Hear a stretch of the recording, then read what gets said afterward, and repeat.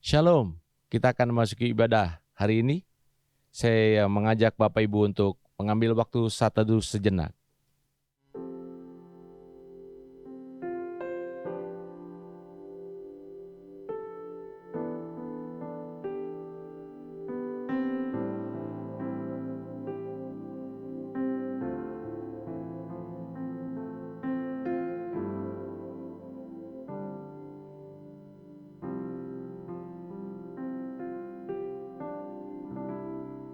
Saat teduh selesai, saya mengajak Bapak Ibu untuk bangkit berdiri.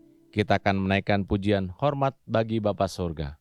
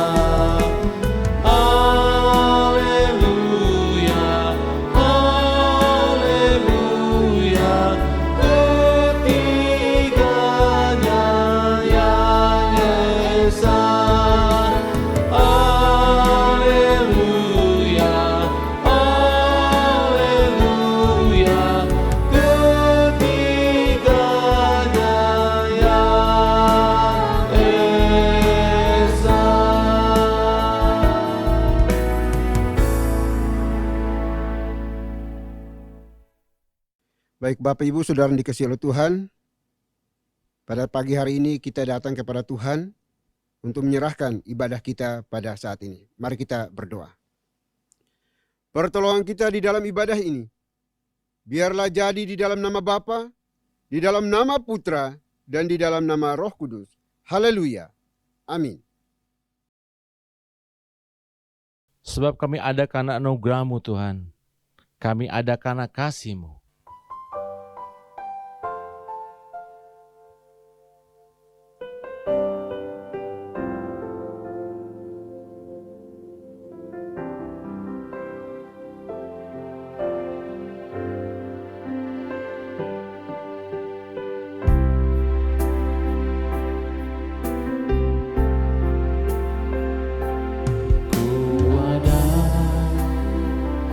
Sebab anugerah-Mu, ku ada karena kasih-Mu, Tuhan Yesus. Ku berterima kasih buat kasih rahmat-Mu. Ku ada sebab anugerah-Mu, ku ada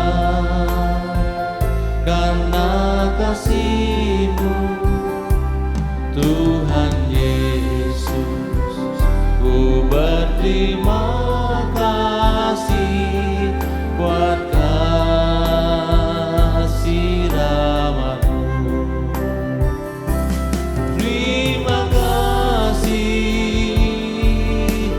Yesus, Yesus, terima kasih. Hanya anugerah-Mu buat hidupku sekarang. Ku kan memuji-Mu selamanya. Terima kasih Yesus, Yesus, terima kasih. Hanya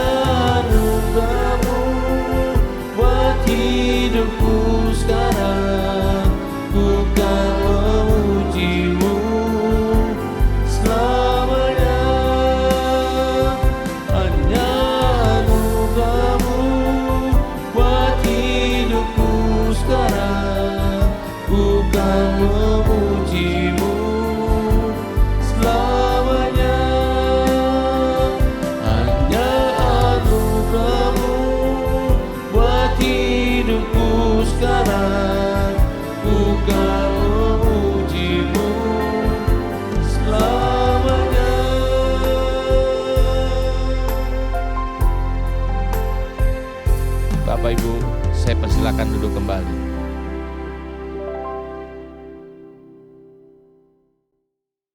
Bapak Ibu Saudara yang dikasihi oleh Tuhan, tidak ada satupun manusia di kolong langit ini yang suci, kudus, bersih, karena kita semua adalah orang-orang berdosa. Olehnya itu, sebelum jauh melangkah di dalam memuji menyembah Tuhan kita Yesus Kristus hari ini di sini, marilah kita datang kepada Tuhan dengan rasa sesal dan juga dengan rasa malu dan dengan segala kerendahan hati kita. Mari kita mengakui akan dosa-dosa kita di hadapan Tuhan yang Maha Tahu. Mari kita berdoa.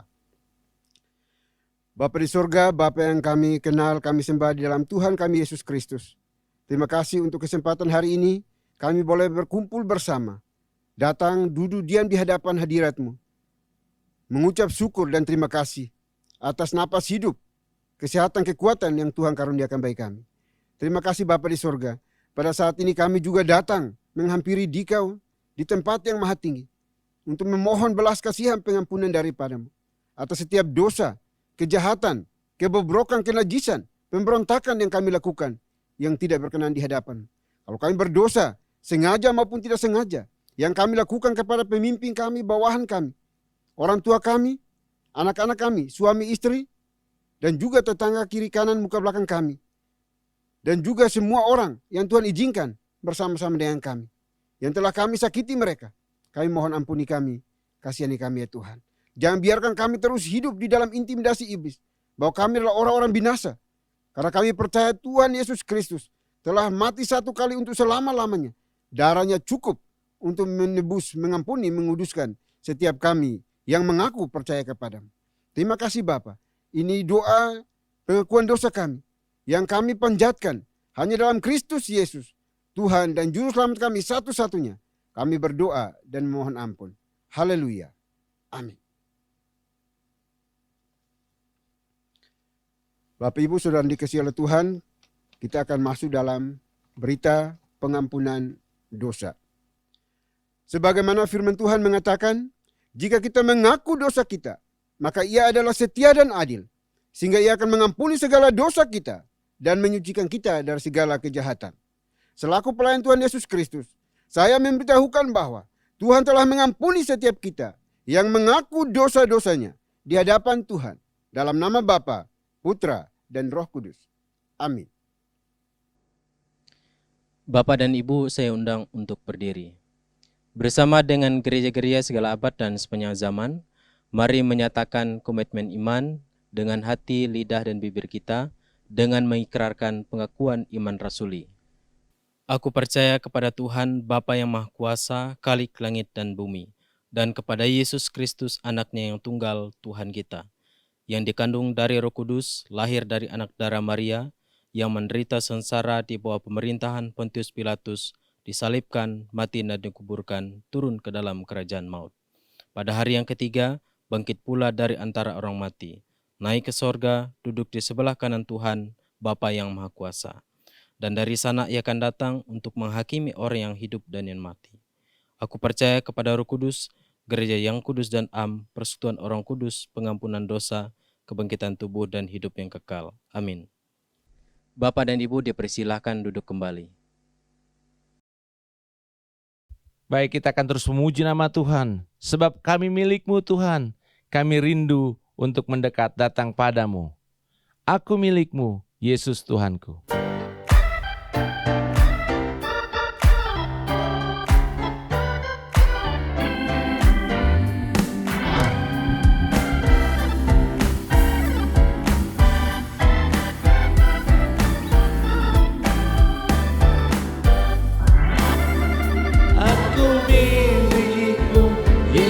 Tuhanku, ku dengar suara-Mu. Ku merindukan datang mendekat dan diraih oleh-Mu. Raih aku dan dekatkanlah pada kaki salib-Mu. Raih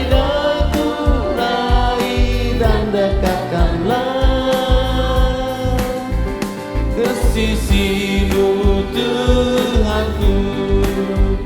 Dalam dunia tak seutuhnya ku paham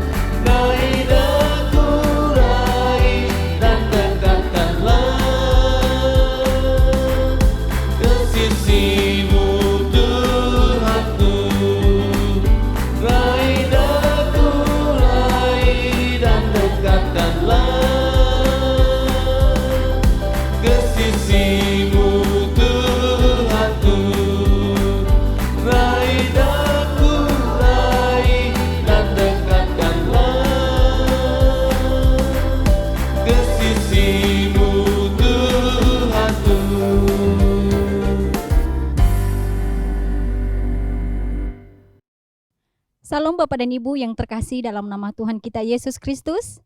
Saya mengundang untuk berdiri. Saya akan membawakan mazmur Tuhan yang diambil dari nomor 119 ayat 65 sampai dengan 72. Kebajikan telah kau lakukan kepada abdimu, ya Tuhan, sesuai dengan firman-Mu.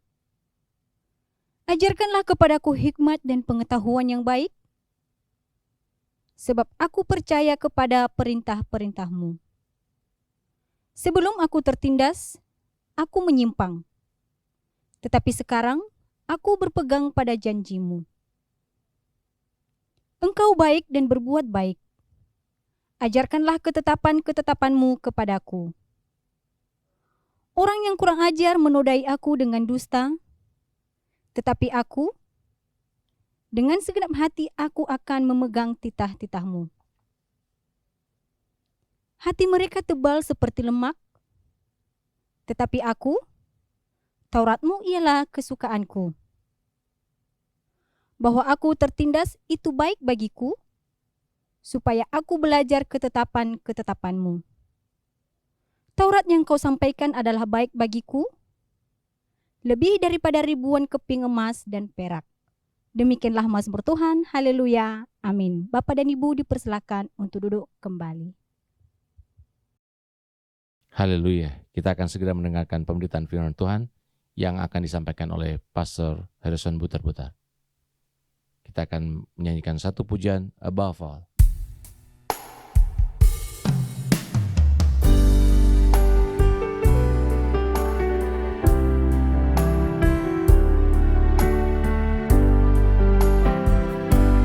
Above all powers, above all kings, above all nature and all creator's things, above all wisdom and all the ways of man. You were here before the world began. Above all kingdoms, above all thrones, above all wonders the world can ever know, above all world and treasure of the earth, there's no way to measure what you were. Crucified, laid behind a stone, you live to die, rejected and alone, like a rose trampled on the ground. You took the fall and thought of me above all. Crucified, led behind a stone, live to die, rejected and alone, like a rose trampled on the ground. You took the fall, you thought of me above all, like a rose trampled on the ground. You took the fall and thought of me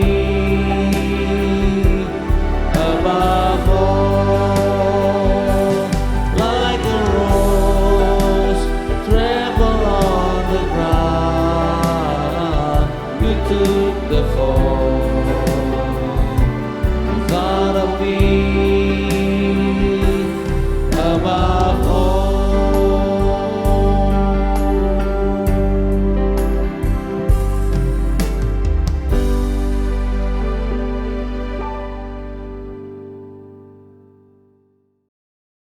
Shalom Bapak dan Ibu yang terkasih dalam nama Tuhan kita Yesus Kristus. Saya mengundang untuk berdiri. Saya akan membacakan firman Tuhan yang diambil dari Matius pasal 16 ayat 21 sampai dengan 23. Sejak waktu itu, Yesus mulai menyatakan kepada murid-muridnya bahwa ia harus pergi ke Yerusalem dan menanggung banyak penderitaan dari pihak tua-tua, imam-imam kepala, dan ahli-ahli Taurat, lalu dibunuh dan dibangkitkan pada hari ketiga. Tetapi Petrus menarik Yesus ke samping dan menegur dia, katanya, "Tuhan, kiranya Tuhan menjauhkan hal itu. Hal itu sekali-kali takkan menimpa engkau." Maka Yesus berpaling dan berkata kepada Petrus, "Enyahlah iblis, engkau suatu batu sandungan bagiku, sebab engkau bukan memikirkan apa yang dipikirkan Tuhan, melainkan apa yang dipikirkan manusia." Demikianlah firman Tuhan. Haleluya. Amin. Bapak dan Ibu dipersilahkan untuk duduk kembali. Shalom Bapak Ibu yang dikasihi oleh Tuhan. Hari ini kita akan merenungkan, mengkaji dan mempelajari firman Tuhan yang berjudul Yesus harus menderita, mati dan dibangkitkan, yang terambil dari Matius 16 ayat 21 sampai 23. Bapak Ibu yang kasih Tuhan, ini cerita mengenai bahwa Yesus harus menderita. Dan ada beberapa bagian yang akan kita bahas hari ini supaya kita bisa mengerti firman ini dengan baik. Yang pertama Bapak Ibu yang kasih Tuhan, kita harus mengetahui bahwa cerita tentang Yesus harus menderita, mati dan dibangkitkan dalam Matius 16 ayat 21-23 merupakan bagian dari pemberitahuan pertama tentang penderitaan Yesus. Dan di dalam kitab Injil itu ada 4 kali pemberitahuan tentang penderitaan Tuhan Yesus. Khususnya dalam kitab Matius atau Injil Matius, itu ada dalam Matius 16, 21-27 yang disebut dengan pemberitahuan pertama. Kemudian Matius 17 ayat 22-23 itu disebut dengan pemberitahuan kedua. Dan kemudian ada Matius 20 ayat 17-19 itu disebut pemberitahuan ketiga. Dan Matius 26 ayat 1-5 disebut pemberitahuan keempat. Dan dalam bagian pemberitahuan pertama ini ada paralelnya juga. Tercatat di dalam Lukas 9 ayat 22-27 dan Markus 8 ayat 31-38. Kenapa kita harus belajar tentang beberapa pemberitahuan ini? Karena di dalam 4 pemberitahuan ini ada beberapa informasi yang penting dan mendasar tentang apa yang akan terjadi dengan Yesus dalam karya keselamatan yang dikerjakan. Paling tidak ada beberapa hal yang kita pelajari. Pertama, dalam 4 pemberitahuan tadi ada cerita tentang lokasi penderitaan. Itu disebutkan di Yerusalem, bahwa Yesus akan mengalami penderitaan, bahkan dibunuh dalam penyalipan. Itu tampak di dalam pemberitahuan pertama dan ketiga. Nanti saudara bisa ulang kembali di dalam pembacaan di rumah. Kedua, kita juga akan menemukan tentang pelaku utama dari penderitaan yang dialami Yesus. Itu disebutkan sebagai tua-tua, imam kepala, ahli Taurat. Itu dalam pemberitahuan pertama yang hari ini tadi dibacakan firman Tuhannya. Bahwa paling tidak ada 3 kelompok yang paling dominan berperan dalam penderitaan yang akan dialami Yesus. Yaitu tua-tua, imam kepala, ahli Taurat. Mereka tergabung di dalam yang disebut mahkamah agama. Mahkamah agama ini sepertiganya diisi oleh tua-tua, yaitu orang-orang yang dianggap dituakan. Kemudian kedua, sepertiganya lagi diisi oleh imam kepala. Dan yang ketiga, komunitas ketiga dari mahkamah agama adalah ahli Taurat, sepertiga juga.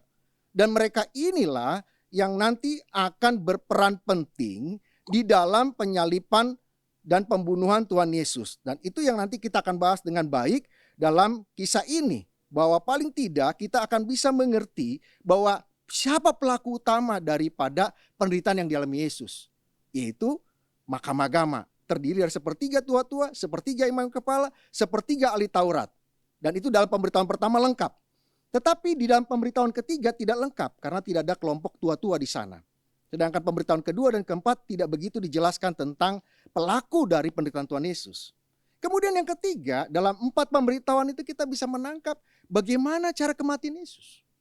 Memang dalam pemberitahuan pertama yang dibacakan dalam firman Tuhan hari ini adalah dibunuh, tapi pembunuhan itu bersifat umum.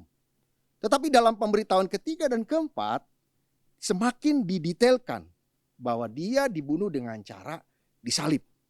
Bahkan dalam pemberitahuan ketiga ada pendahuluannya, bahwa dia harus diserahkan dulu kepada orang-orang yang non-Yahudi, orang-orang yang tidak mengenal Tuhan, untuk diperolok, disesah.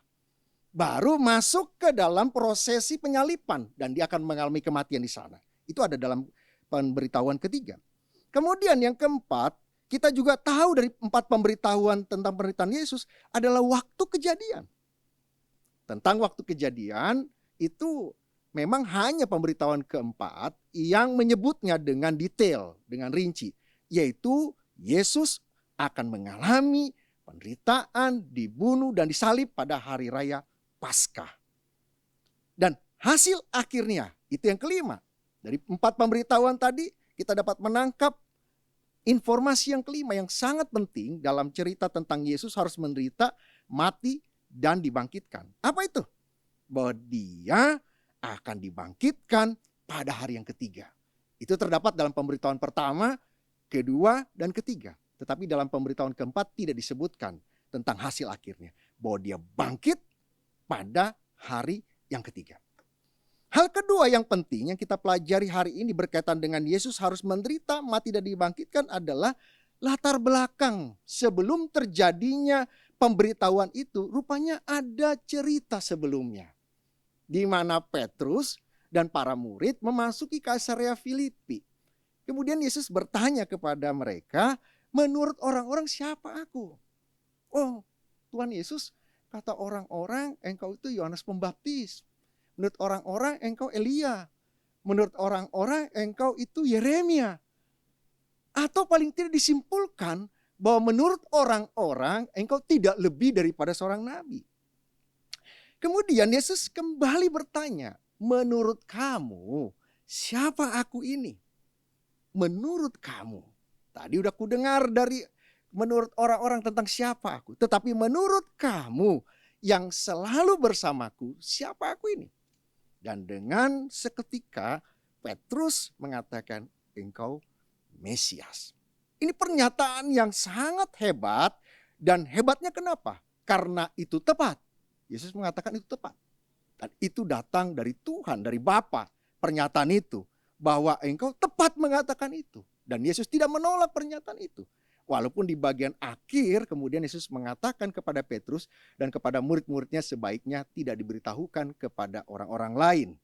Tetapi paling tidak mereka sudah tahu bahwa pernyataan Petrus bahwa Yesus Mesias itu adalah benar. Dan itu datang dari Bapa. Tidak ada yang disalah di sana.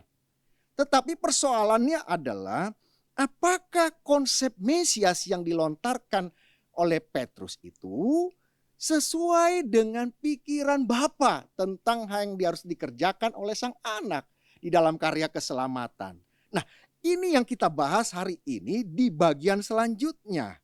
Bahwa ketika Yesus mengatakan bahwa oke, kita sekarang harus menuju, dikata harus itu, harus menuju Yerusalem dan di sana aku akan menderita, disalibkan dan juga bahkan nanti akan bangkit. Itu menjadi sebuah kesejajaran bahwa semuanya harus terjadi.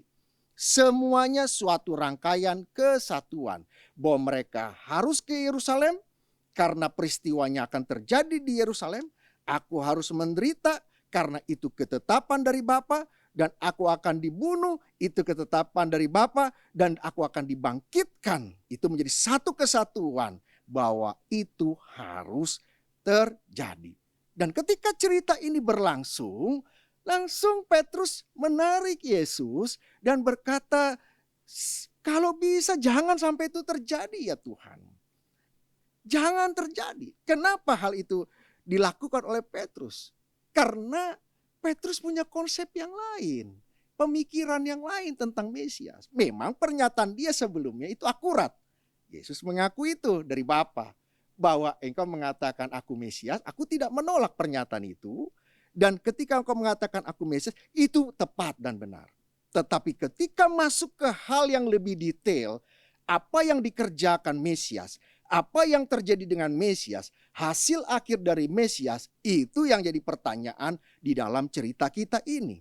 Ternyata Petrus mengatakan kepada Yesus, jangan sampai hal itu terjadi ya Tuhan.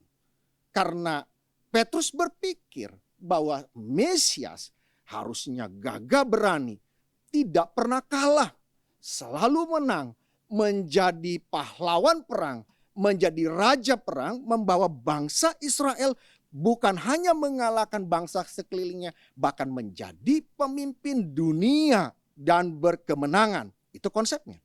Memang ada konsep kecil lain tentang Mesias. Yang pertama, konsep kecil lain pada zaman itu adalah bahwa sang Mesias itu akan mengalami kematian. Ada itu konsep kecil di dalam komunitas kecil yang pada zaman itu mereka memaknai Mesias akan mengalami kematian. Tetapi mereka mengatakan bahwa kematian itu datangnya dari pihak lawan, bukan dari orang Yahudi. Nah, konsep yang berikutnya, konsep kecil lain adalah dikatakan Mesias itu akan menjadi mulia. Entah kemuliaan itu lebih ke arah spiritual sebagai pemimpin agama atau pemimpin yang bersifat membawa mereka kepada hal-hal yang bersifat rohani. Jadi ada beberapa pemahaman tentang Mesias. Tapi yang paling mengemuka di tengah masyarakat Yahudi adalah Mesias harus membawa mereka berkemenangan di dalam peperangan demi peperangan, peperangan demi peperangan, dan menjadikan bangsa Israel menjadi bangsa yang hebat. Bahkan kalau mungkin dalam kepercayaan mereka, bukan mungkin, mereka percaya bahwa bangsa Israel akan menjadi penguasa dunia. Nah, persoalannya seketika Petrus mengatakan demikian, Yesus langsung marah dan mengatakan, "Enyalah engkau iblis." Begitu. Dia mengatakan, "Enyalah engkau iblis." Wah, ini luar biasa. Yang tadinya dipuji, engkau berkata dari Bapa yang itu tepat dan paling tepat, paling akurat. Tiba-tiba Yesus memarahi Petrus di dalam cerita yang bersamaan bahwa engkau dipengaruhi, dikuasai oleh pemikiran iblis. Kenapa? Kenapa Yesus marah? Bapak yang kasih Tuhan, kita harus tahu kenapa Yesus marah. Apakah Yesus seorang reaktif? Apakah Yesus seorang yang tidak stabil jiwanya? Apakah Yesus orang yang suka tiba-tiba marah tanpa ada kejelasan apapun? Saya pikir itu tafsiran yang sangat salah. Yesus perlu marah karena apa yang dipikirkan Petrus tidak sama dengan yang dipikirkan oleh Bapa yang punya kehendak, punya ketetapan atas anak, bahwa dia harus ke Yerusalem, menderita, disalibkan, dan dia akan dibangkitkan pada hari yang ketiga. Dan apa yang membuat Yesus marah? Karena dalam konteks itu kelihatannya Petrus sedang mengatur. Dengar baik-baik pernyataan saya. Bapak Ibu yang kasih Tuhan, umat Tuhan yang dikasih Tuhan. Petrus sedang mengatur. Petrus sedang berusaha membelokkan. Petrus sedang berusaha mengatakan pernyataan ketetapan dari Bapa itu salah. Maka pantaslah, selayaknya Yesus memarahi Petrus. Kenapa? Karena Petrus sedang bertindak sepertinya dia sang Bapa. Petrus sedang bertindak melebihi Yesus. Dia melampaui kewenangannya. Seakan-akan mengatakan engkau salah Yesus. Dan yang memberikan perintah itu pun salah. Yang benar adalah jangan ke Yerusalem. Jangan menderita. Nah, yang kedua, kenapa Yesus juga marah kepada Petrus? Apakah benar yang tadi dikatakan orang di awal yang tadi saya sempat sampaikan? Bahwa apakah Yesus seorang yang tidak stabil, orang yang reaktif, yang gampang marah? Oh tidak.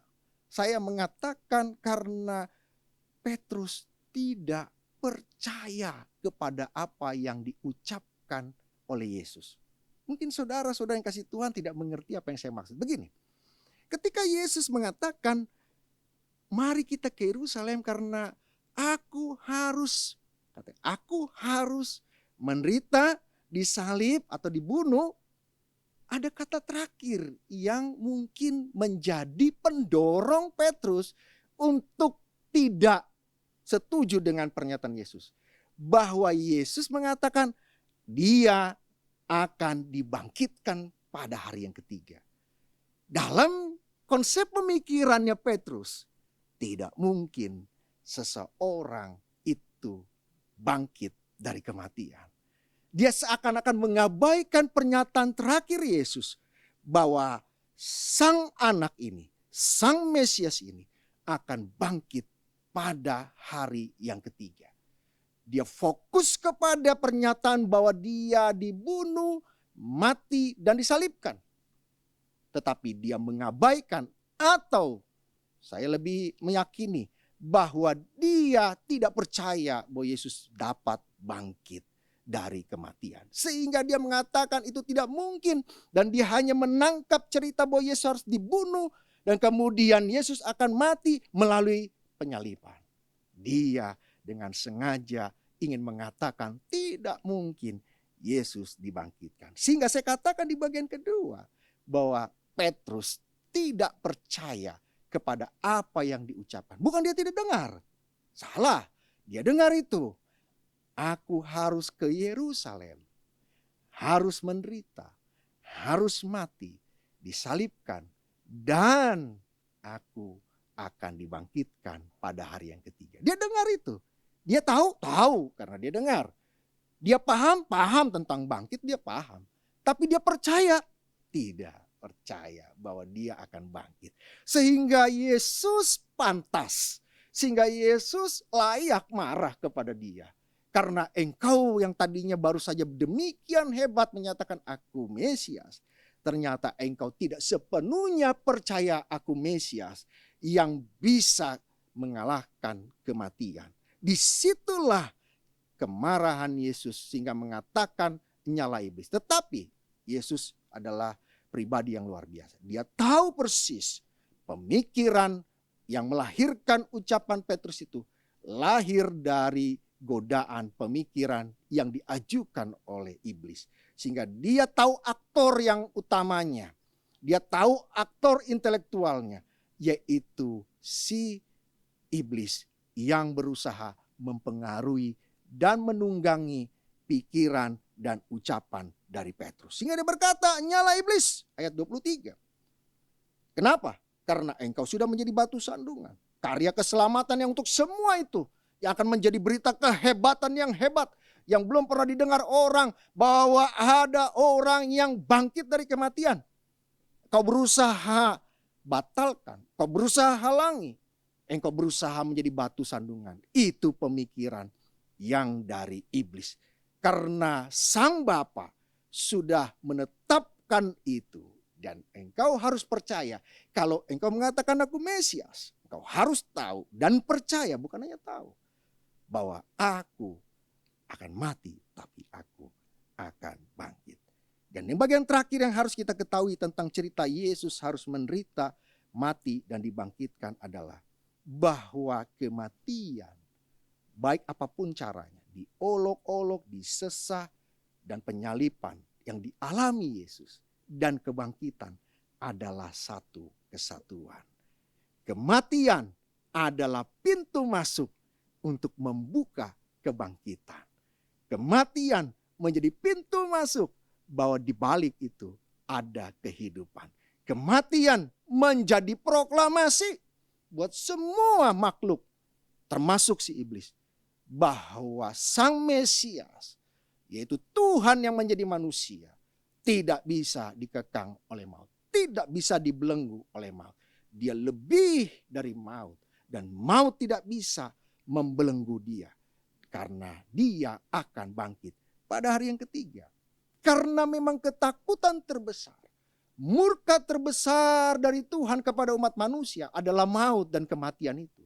Tetapi ketika Yesus berkata, anak itu, Mesias itu, harus menderita, mati disalibkan dan bangkit. Maka ini bukan berita kesedihan. Ini berita kesukacitaan.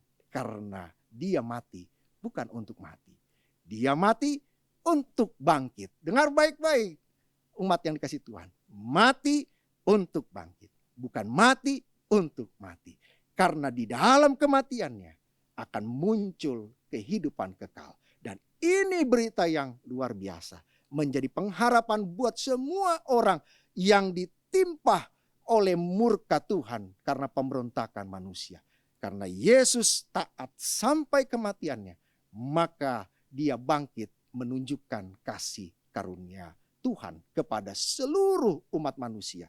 Di dalam Yesus kita punya pengharapan akan hidup.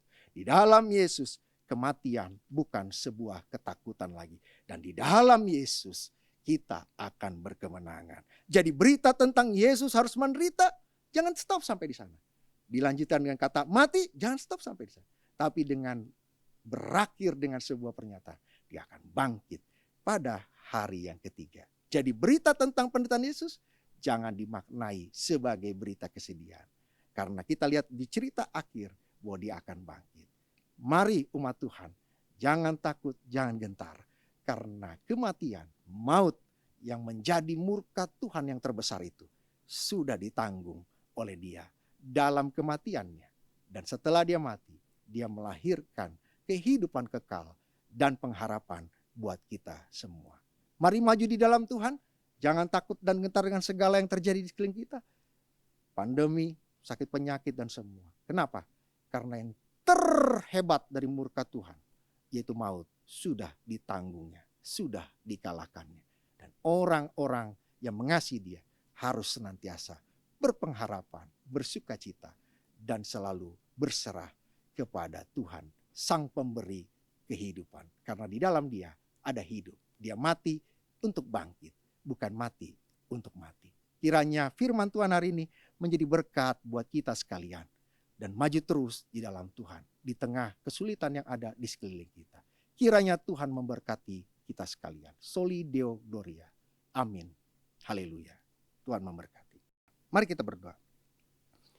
Bapa kami yang ada di dalam surga, berkati kami dengan pertolongan-Mu, dan berikanlah kami kekuatan agar kami dapat mengerti, bahkan memaknai, bahkan menjadikan firman-Mu sebagai suluh dan pelita dalam hidup kami. Sungguh Engkau sudah mati, tetapi Engkau mati untuk bangkit.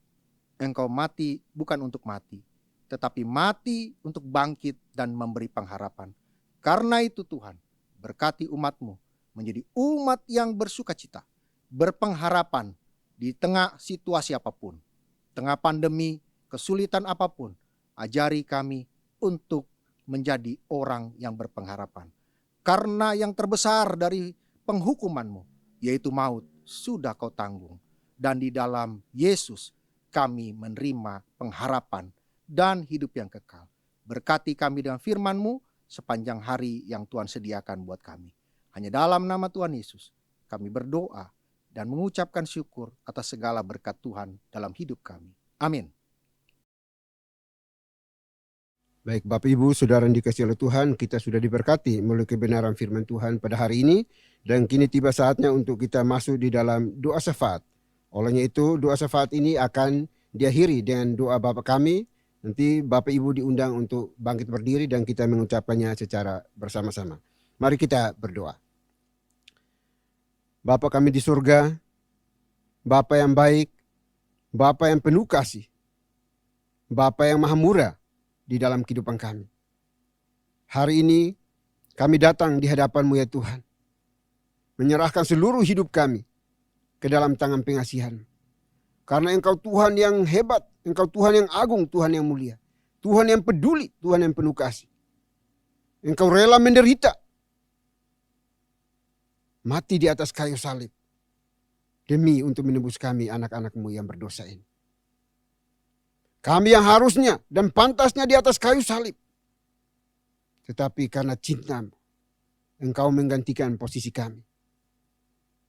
Rela terkutuk, terhina, demi untuk umat ciptaan. Oleh sebab itu pada saat ini Tuhan, kami datang di hadapan untuk menaikkan syukur kami kepada-Mu atas kebaikan Tuhan yang begitu agung bagi kami semuanya. Terima kasih Bapa. Segala pujian, yang telah kami naikkan kepadamu hari ini pun kiranya berkenan di hadapan hadirat-Mu.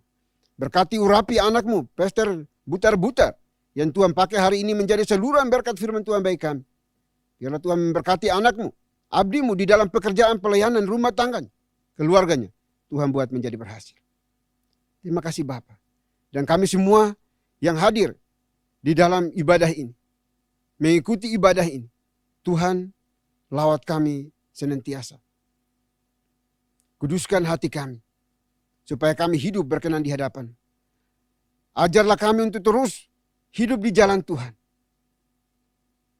Dan mengikuti apa yang menjadi kehendak Tuhan di dalam kehidupan kami. Kami juga mohon ampuni kami kalau selama ini kami mengalami pergumulan penderitaan. Dan kami bersungut-sungut. Kami mohon belas kasihan-Mu, ampuni kami Tuhan. Bapa yang baik, Bapa yang kami kenal di dalam Tuhan kami Yesus Kristus. Kami mohon ya Bapa, berkati kami, gereja-Mu hari ini di sini. Di dalam setiap keberadaan kami, di keluarga, rumah tangga kami masing-masing, di dalam pekerjaan pelayanan kami, Tuhan Engkau hadir melawat kami. Dan kalau kami harus menderita, biarlah kami menderita bukan karena kami berbuat jahat, melainkan kami menderita karena Kristus berani menyatakan kebenaran dimanapun kami berada. Terima kasih Bapa di surga. Kami juga berdoa hari ini untuk seluruh anggota gereja, GPI dimanapun mereka berada, di berbagai wilayah tempat, di seluruh Indonesia. Tuhan jamah mereka, berkati mereka di dalam perjalanan hidup mereka, bersekutu bersama untuk memuliakan nama. Yang dalam keadaan lemah fisik, Tuhan pulihkan, sembuhkan mereka. Yang berkekurangan, Tuhan cukupkan bagi mereka. Yang putus harapan, Tuhan berikan harapan kepada mereka. Terutama di tengah situasi bangsa kami yang tidak menentu ini, yang dilanda oleh wabah virus corona. Bahkan seluruh dunia mengalaminya. Tuhan hadir menguatkan kami. Karena kami percaya Tuhan tidak pernah meninggalkan kami. Karena Engkau Tuhan Immanuel, Tuhan yang setia untuk menopang, menolong, menjaga, memelihara kami. Terima kasih Bapa di surga.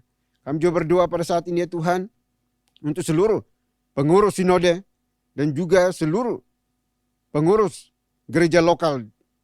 Tuhan berkati semuanya. Para pastor, para majelis, penatua, diaken, aktivis gereja. Tuhan berkati. Satukan hati kami di dalam melakukan tugas penata layanan ini.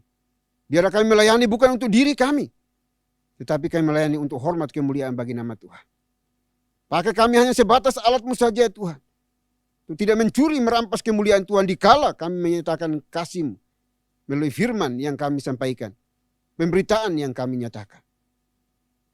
Terima kasih Bapa di surga. Kami juga berdoa hari ini ya Tuhan, untuk seluruh pengurus Yayasan Muria yang Tuhan pakai mereka. Pembina, ketua dan semua anggota di Yayasan Muria, Tuhan berkati anak-anak. Beri mereka hati yang takut akan Tuhan. Yang terus bersimpati, berempati di dalam pelayanan ini. Terus mendukung, mensupport kami. Para abdi-Mu, para pelayan-Mu. Untuk menyatakan kasih kuasa Tuhan melalui gereja ini ya Tuhan. Berkati juga pelayanan yang telah kami lakukan di gereja, di sekolah, pendidikan, kesehatan sosial. Biarlah semuanya itu boleh berjalan dengan baik oleh karena perkenanan dan izin Tuhan. Terima kasih Bapak, terima kasih Tuhan. Kami serahkan semua pergumulan ini ke dalam tangan kasih. Perkembangan gereja ini ke depan juga kami serahkan ke dalam tangan kasih. Biarlah Tuhan terus intervensi di dalam. Tuhan yang terus menyatakan providensia-Mu bagi gereja ini. Agar gereja ini terus bertumbuh, berkembang, menghasilkan banyak buah dan boleh dinikmati oleh banyak orang di dunia ini.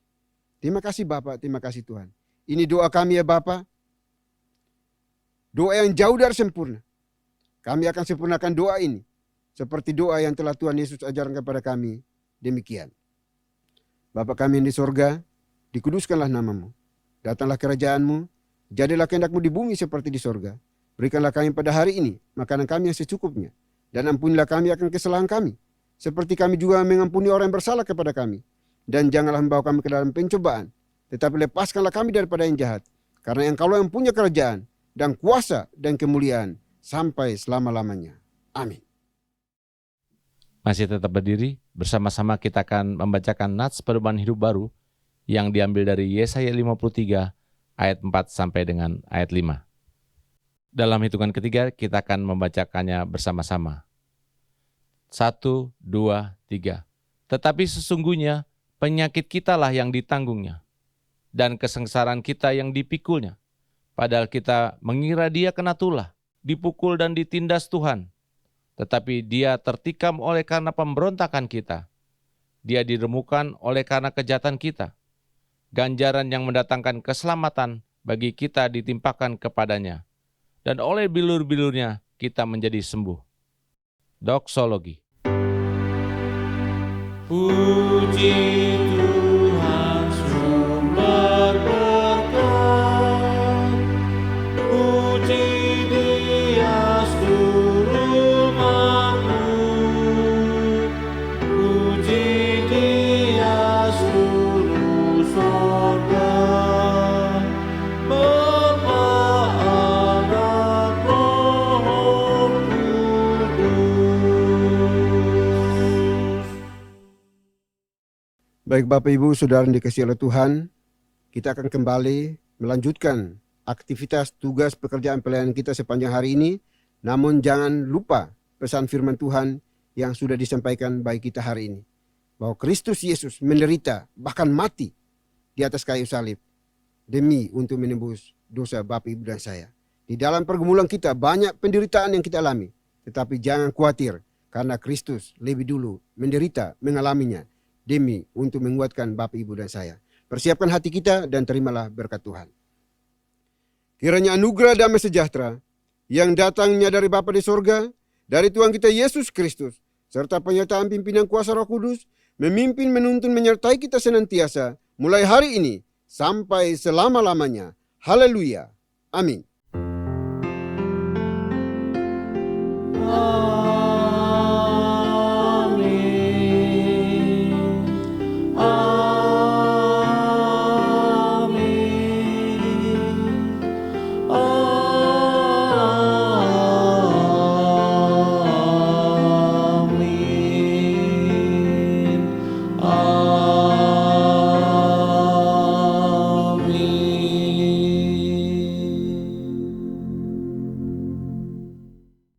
Puji Tuhan, ibadah kita pada hari ini telah selesai. Bapak Ibu dipersilakan duduk kembali untuk mengambil waktu saat teduh. Selamat hari Minggu dan Tuhan Yesus memberkati.